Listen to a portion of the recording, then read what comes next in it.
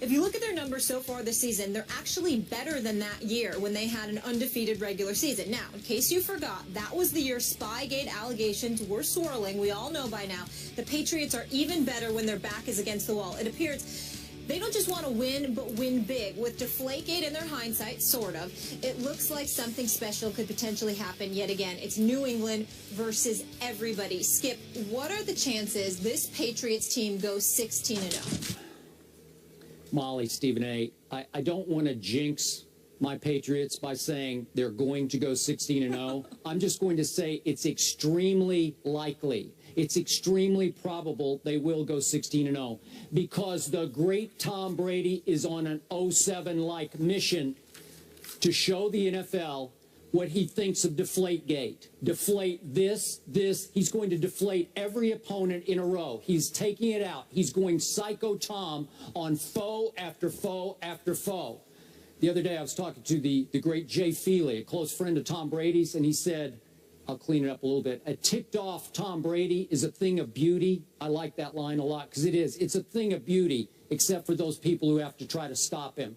And a lot of teams are going to have a big problem stopping Tom Brady, including one game on a Sunday night at Indy, October 18th. That's going to be, in Brady's eyes, the dirty rats game. You know, the people who whistle, the whistleblower game for Tom Brady. Do you really think the Colts are going to stop the Patriots that night, even in Indianapolis? I do not think so. I think he will really take it out on Andrew Luck and company that night for turning them in that night. Obviously, AFC Championship game in Foxborough, which started Deflategate. Then they do have a tricky game against Peyton Manning at Denver. Maybe Peyton's a little, so to speak, ticked off because of what got divulged when all the text messages came out, the emails came out, that Tom Brady took a little shot, a competitive shot at Peyton. Maybe he will rise to that occasion. I don't think so. Even though he's got a defense to back him up this year, Peyton does in Denver. I think that the Patriots might be a slight favorite in that game. It'd be close, but maybe slight favorites. That's a dicey game, but I would give that to New England. And then finally, December 27th, second to last game, versus the arch-rival Jets at Jets. That'll be a tough one. It could come down to that. They could be 14-0 at that point. Would you give that to Todd Bowles and Darrelle Revis? I don't know. Not after what we saw, obviously, last Sunday, but I think that'll be a dicey game. So I'm going to say at Denver, at Jets, two possibly losable games, but not likely. So can I envision 16-0 with Tom Brady at the helm, driving this bus? You better believe I can. I can't. I think that the New England Patriots will definitely lose one, likely go 14-2, possibly go 13-3. They will not go undefeated because the one that I am absolutely booking, obviously considering all things being equal, meaning everyone being healthy and just looking at the personnel that both teams have and how they're playing, I believe that the Denver Broncos will beat New England in Denver. That's the one that I'm not wavering on one bit. The Patriots will lose to the Denver Broncos so long as all the bodies remain intact and everybody remains healthy, okay? The other two possibilities, I don't consider the Bills to be one of them. I think on the road in New England, I don't believe that the Bills will be able to do it. I think that the Jets have a shot. They'll get annihilated at MetLife Stadium, in New England. But I think at MetLife Stadium on December 27th, I believe the Jets have a chance at winning that game. Yep. And I do believe that the other game that I'm going to look at is I think the Giants have a chance of beating the Patriots on November 15th. I'm surprised you didn't bring that up right away. That's the one I circled for you. Right. I thought you'd go right to that game.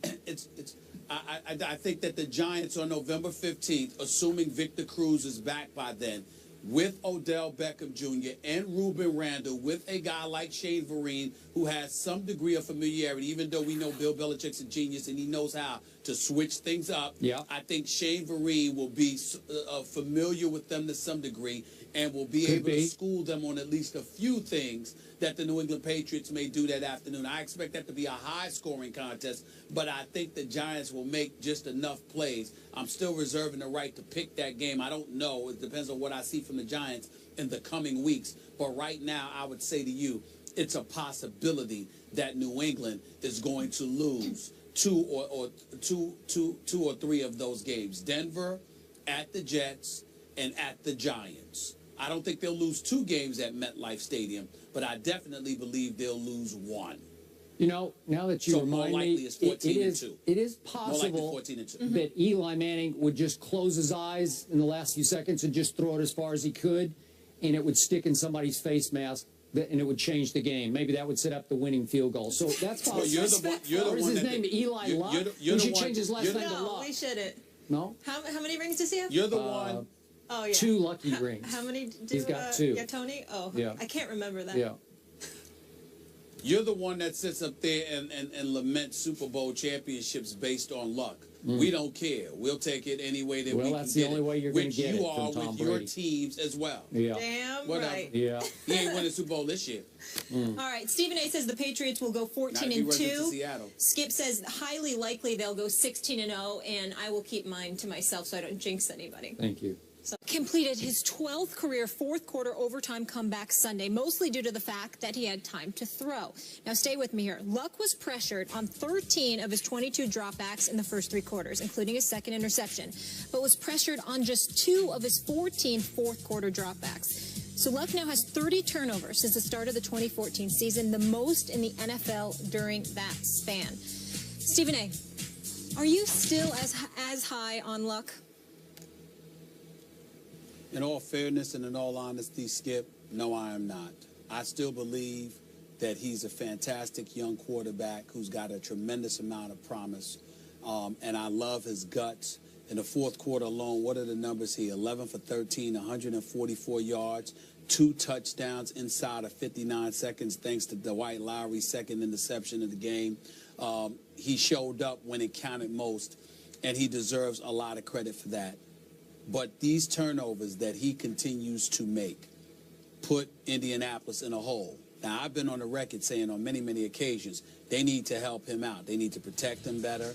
They need to get guys out of his face. They need to put him in a position where he can stand back there and throw the football like other quarterbacks have the luxury of doing. And by and large, a lot of the mistakes that he's made, being sacked 100 times in his first 3 years in the NFL, although it dissipated over the last 2 years, is still entirely too many. The amount of hits, he's gotten hit more than any quarterback in the NFL. We get all of that. But knowing this, he still runs out of the pocket, and it ain't just interceptions. He's fumbling the ball when he gets hit. He's scrambling, and he's not protecting the ball the way that he should.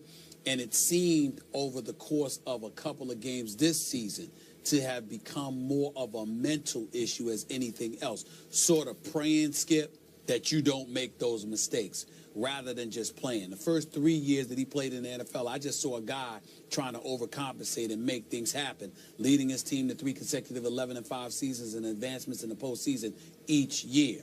What I've seen this year thus far, with the exception of that fourth quarter on Sunday against Tennessee, I saw a guy that seems mentally warped, literally afraid of the next mistake he's going to make. Wow. I don't see the same Andrew Luck mentally, and he's going to have to overcome that. He's young. It's no reason to panic or anything like that. I'm just acknowledging that for the first time, I'm seeing things that I did not see before, and that has to change if he's going to be the quarterback I and many others profess to you that he is going to be. So you're conceding a little bit that I wasn't just being a hater when I called it a premature coronation of Andrew Luck, the turnover machine that he has been for the past, really, 4 years. Well, I wouldn't go that far because I just said to you that the things that I'm seeing now I didn't see before. I thought when you were saying that before, you were seeing things you wanted to see. I think right now Andrew Luck has made you a prophet, because now the things that you were swearing about, which to me did not exist before, suddenly have come into existence, and I think they're relevant now. Okay, but he did have the second most turnovers in all of pro football to Mark Sanchez when Luck was a rookie. And then that continued into last year, where he had the second most turnovers to Jay Cutler, your favorite quarterback. So I'm just reacting to what I see. I still didn't care about any of that. Okay. I didn't care about that. I care about it now because he's got Moncrief with T.Y. Hilton, with Fleener and those boys, and he's got Frank Gore. He didn't have that before. There's no excuse for him doing it now. He was overcompensating in the past. Now he's just messing up. Okay, but he has been held upright a little bit by the fact that he's played in the AFC South, and he's 17-2 against the AFC South. So that's been his buoy so far in pro football, right? Yep. Okay. Buoy, I like that name. Yeah. That was pretty smooth. All right, up next we stay in the AFC, guys. Steve Smith Sr. says the Ravens D needs to step their game up. How is his team going to react? And these two, we'll get into that coming up.